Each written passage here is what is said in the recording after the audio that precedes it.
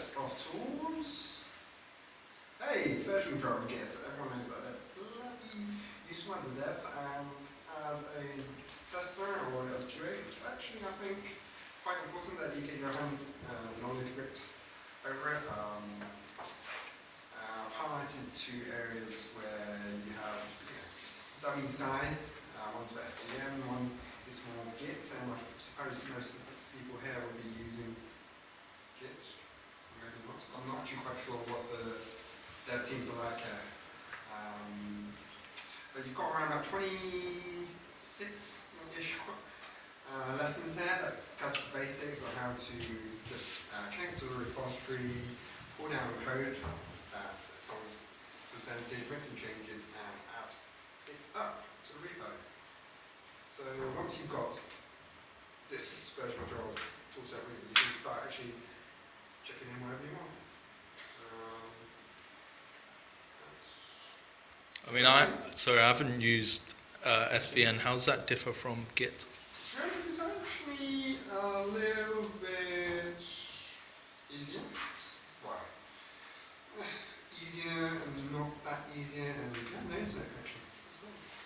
So Git's designed more to support the continuous delivery model. You get things like pull requests. That wasn't an SVN before. You get tagging. You have something called Git flow.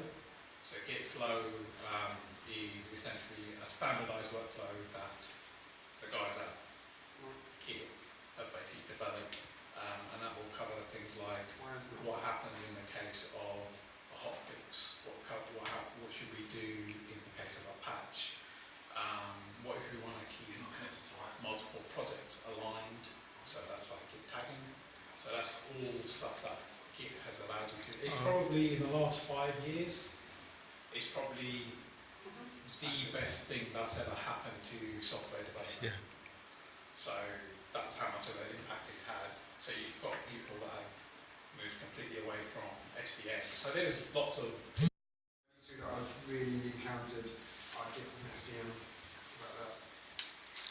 Any questions? And what about your experiences? Version control, is it first time you guys no one wants to use SVN anymore. True. Cool. First one.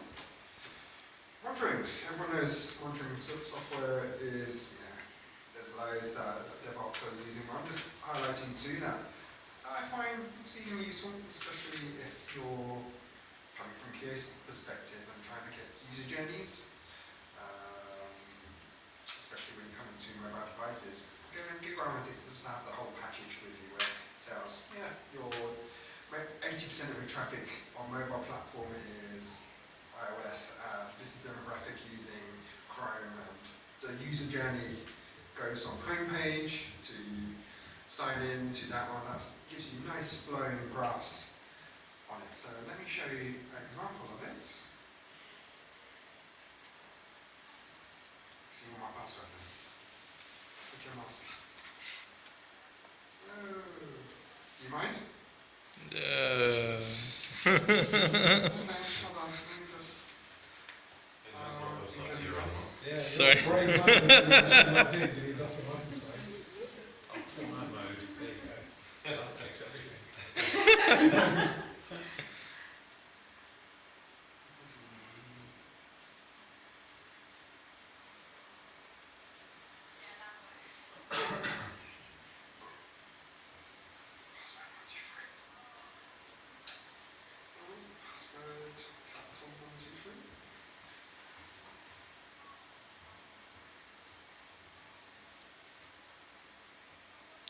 Because those who haven't used it before, it has quite a nice dashboard. I mean, if you've played around with DevOps and whatnot, you have a lot of these tools, demographic, people hit pages and whatnot. What I find particularly useful are the behavior tab, or behavior flow. It gives you a really nice breakdown of what your demographic of people do. So you've got most of the data landing page. This is my own personal homepage, so I've hit my homepage 534 times, and I've done just that. down, like you can start getting better user trees and whatnot. Quite nice to have. And if you ever get a question, ask, hey, what platforms or what browsers or mobiles I should be testing? It's actually quite. This is the current breakdown of our site. Okay, most of this will desktop. No one's coming to my site at all, basically. But then you start drilling down and it tells you different types and whatnot. So it's quite nice and useful tool to have. The second tool I mentioned is Dashing.io. So you've got your pre-built dashboards here that you can use from Google Analytics. Dashing.io is just a tool that you can make your own custom dashboards. Some examples of it would be, that's why I wanted to bring my laptop. I want to show my dashboards. Put an example on that page somewhere. Go up to the top. Is it right at the top? Yeah, go up to the top, there's examples. Top. Yeah, that's Examples. yeah. That's the link in the introduction. That one. So you have these nice-ish dashboards that you can link up with anything that you want. They usually connect to an API or does some funky grep or some keyword. It's a nice tool to have, and if you're ever asked to set up some dashboards, this is quite a good thing to use. Anyone got any other nice monitoring tools?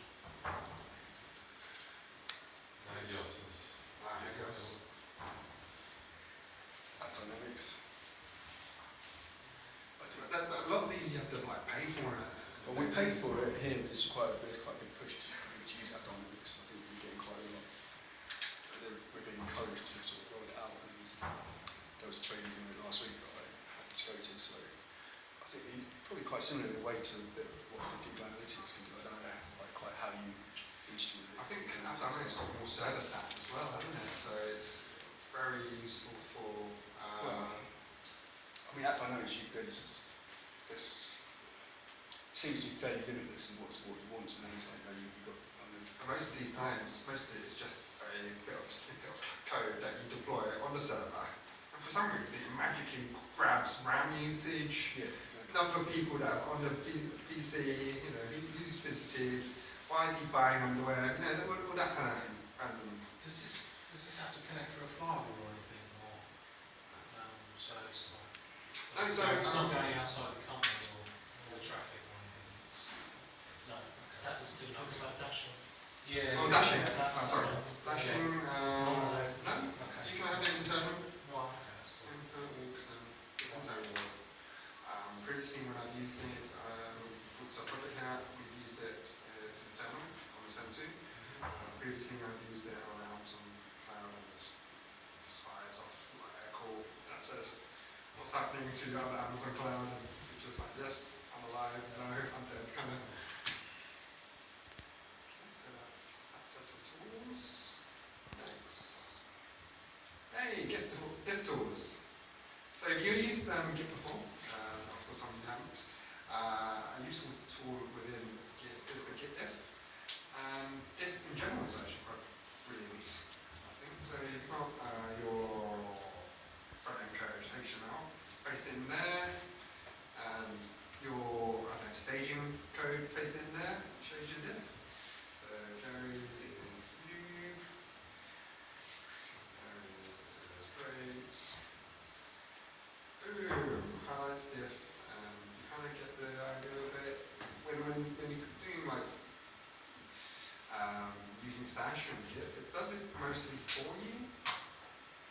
So if I use the example here, this is login. I can't go login. Yeah, go for it. Password 01.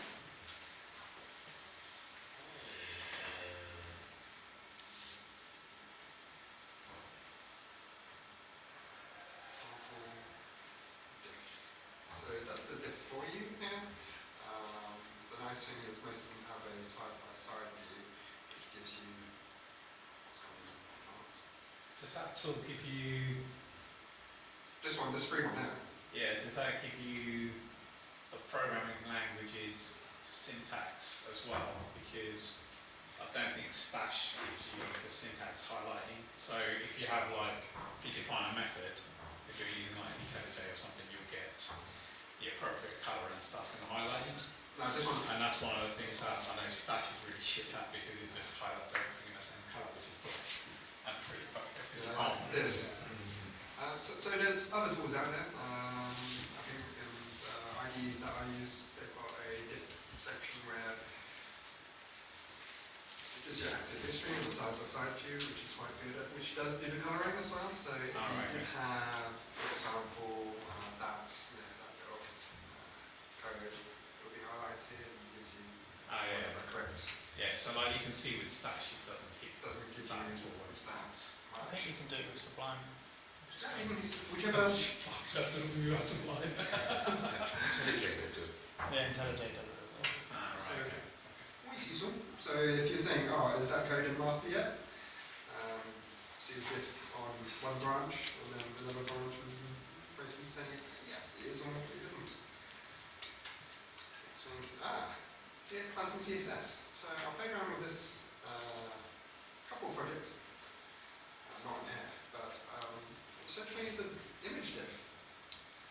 Takes a screenshot of your app or your web page and layers it to whichever area you want it to be. So, for example, if you want to compare staging front end to product front end, you can compare image differences and layout. There's another example that they've done.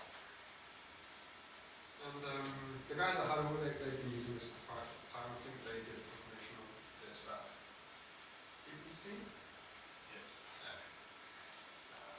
I used to love it when this is going to staging. Is it ready? Yeah, look, it's ready. It's green. And then deploy to live, and why doesn't it look like staging? Because your CSS is broken. It tells us in this report. And why don't you just have the image right there? Why? Did the BBC have like a massive thing about that? Yeah. Something that they said that they developed and They've then got they the- put it up and then actually turned out that someone at Guardian had written it really badly. Yeah, there's been the core thing is it's actually not that hard to set up. It's pick two URLs or two images and then run the script.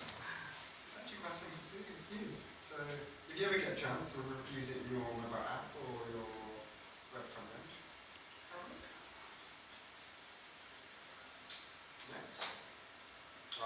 Dataset generators. I hate these.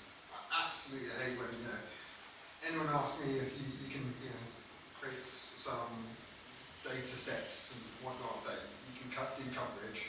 Absolutely hate it. So using,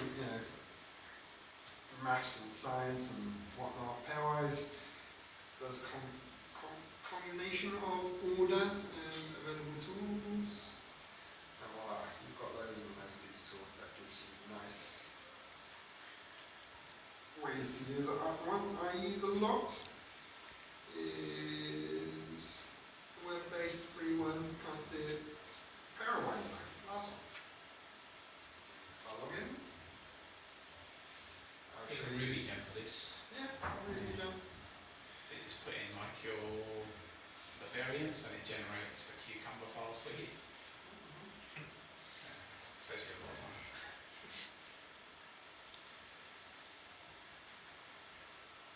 Oh. Free email. This is a free tool for them. I think they do try and sell you some items, but they're not that bad. And here's an example I made earlier. I think. Doesn't talk. There we go.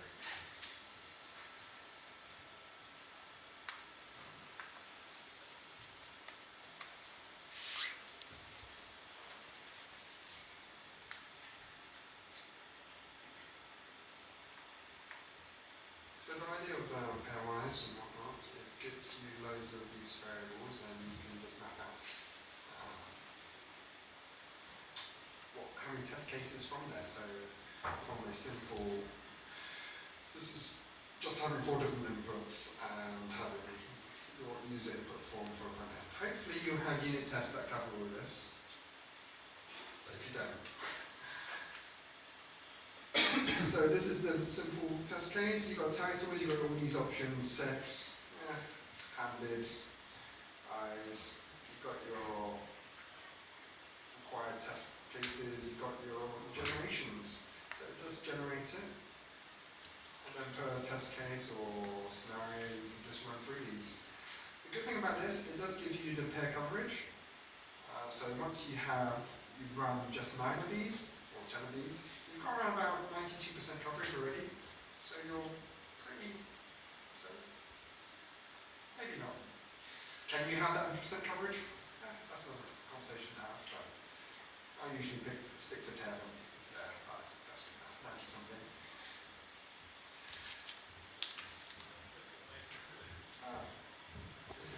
How does that get output? Or is it into a CSV file, or is it into Different tool sets, yeah. Different tools. You can have CSV files. You can just copy and paste this to wherever you want. Right. I think as those guys are in Ruby Gem, they actually go before you in the scenario outline. Yeah, you just put in the variables and then it's There's other options where you can export. So this tool here doesn't allow you to export. I've had other tools that you just export it to whatever you want to. You can put it as SQL. Because in Cucumber it's columns, isn't it? Because those are rows, aren't they? So you have to turn up all the way around. yeah, but so you're talking about like scenario outlines. Yeah. No, so what the gem will do is because it uses the same maths behind here, basically, orthogonal array testing. So what you'll have is, if you have a login page, for example, where you're testing the variance, so if you've got like I don't know, username and password and XYZ, it has to be minimum or whatever, you can put that in there, and then I'm not sure if it will generate the outline table for you, but I know it will generate the individual scenarios if you need those. But to be honest, it's fairly trivial to convert the scenarios to outline. A lot of the reasons why I will use something like this is when you have, say, dev managers who want the coverage, and you can just show it. Yeah, I've covered 94%, 99%. I can do find out, but that's just for the 4 parameters. So if you extend that through your whole purchase tunnel, where you've got around about 50 inputs and whatnot. To be honest, people are using this less and less.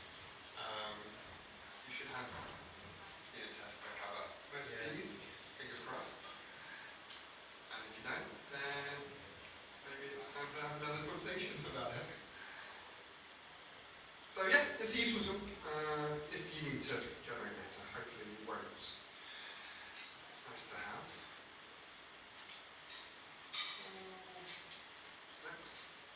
Next. No?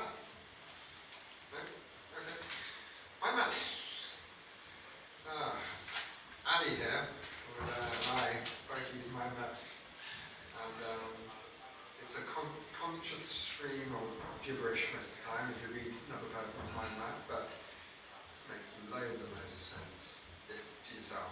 So if you're going into a new company, you're trying to learn all the stuff about it, mind map just goes to others. And also you use it to start mapping out when and if you have coverage. So that's your program. I'll say if that's testing one. Oh, that's rubbish. Gives you areas of testing and whatnot. I mean, depends. If you need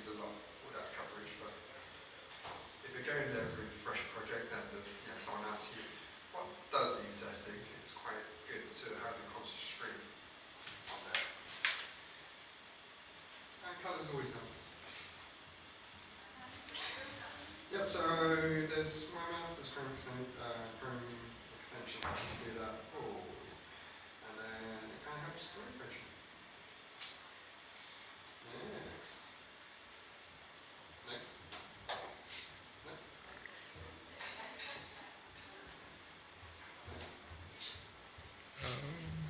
Up, down, left, right. Up, down, left, right. Maybe press escape and then Escape. no. Is it screwed? Then, So what happened there? I have no idea. Hey, so most of the probably developers of the test would say page objects is yay, some might say nay. It's a good idea to get your head around. If I had access, why is all my links? Why is all the links not working?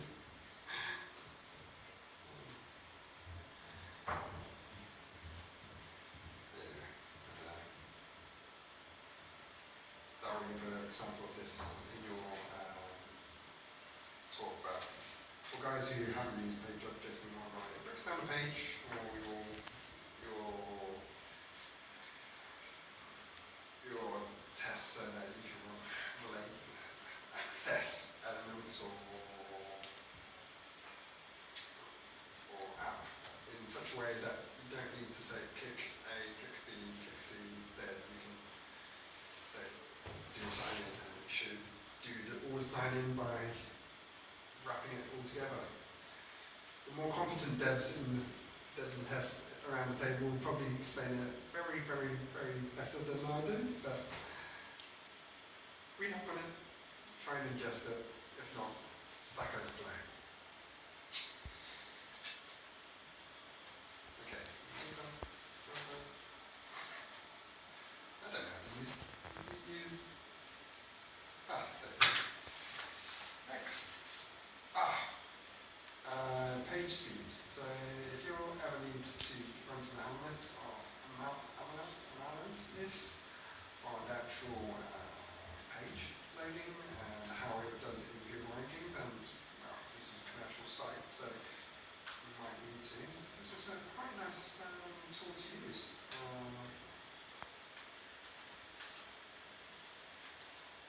Running around, isn't it?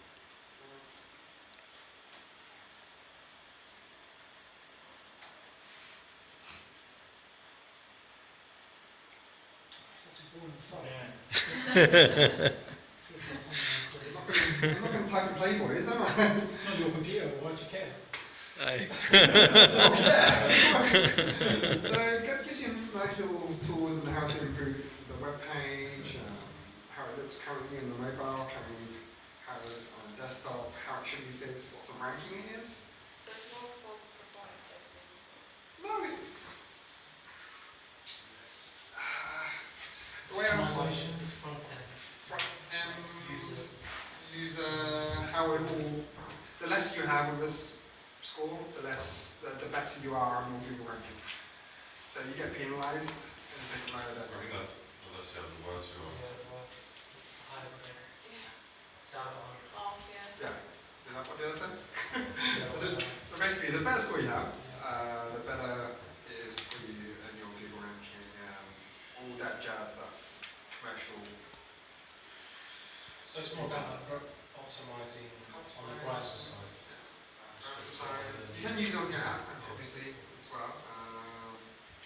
There's tons and tons of documentation, tools and tips on how to do it at the Google Dev.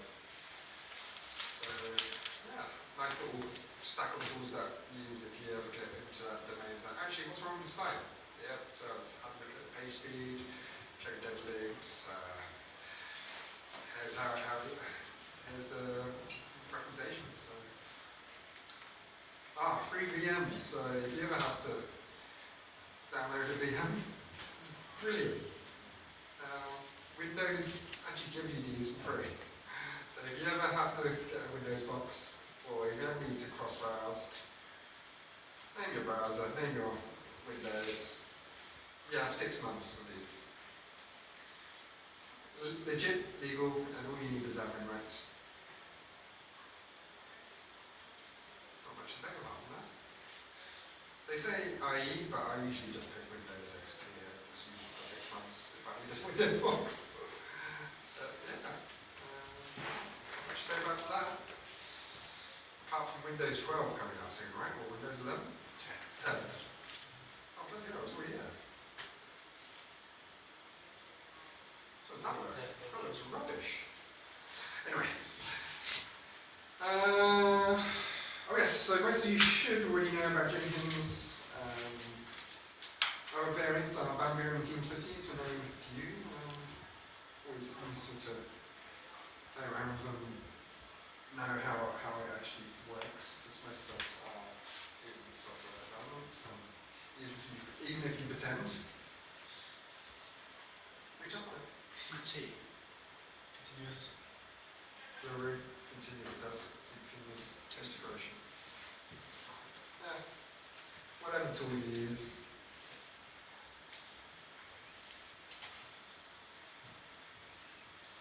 Okay, so here's a bunch of links that I use that could be quite good for starting automation.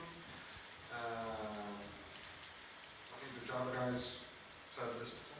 Any Java guys? Or no? Okay, no. Okay.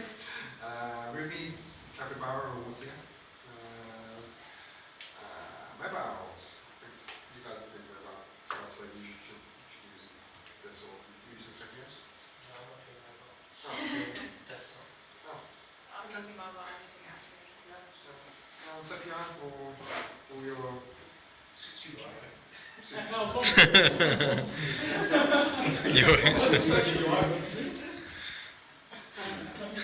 Don't go to that side. Micro's PC, let's go to that side. Cool. Not really that interesting, but hopefully you've taken at least one tool away from you. It helped. Any more questions before I stand up because my knees hurt? No? Thank you. All right.